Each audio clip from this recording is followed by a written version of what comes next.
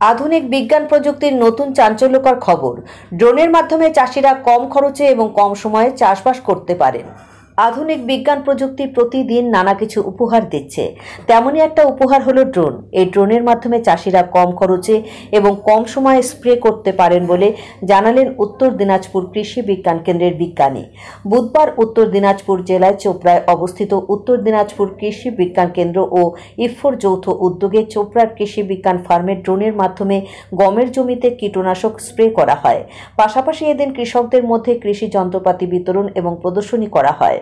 সেই অনুষ্ঠানে উপস্থিত ছিলেন উত্তর দিনাজপুর কৃষি বিজ্ঞান কেন্দ্রের বিশিষ্ট বিজ্ঞানী ডক্টর সুরজিৎ সরকার, দেবাশিস মাহাতো, দেবদাস শেখর, সুদীপ নন্দী, সৌমেন মহাপাত্র, ইফকোর পক্ষ থেকে অভিষেক গুই, ডিভিশন অফিসার অসীম বিশ্বাস ও স্যার বিশেষজ্ঞ সহ অনেকে।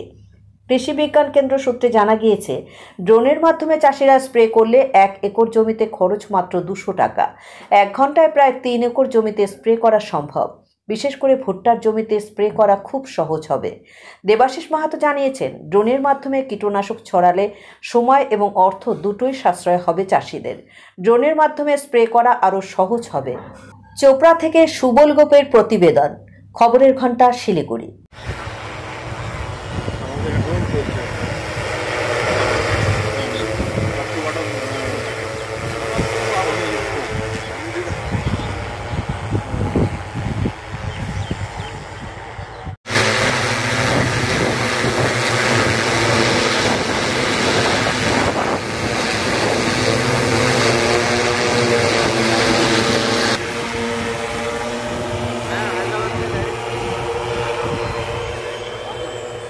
अभी ये हमारा इधर भी एक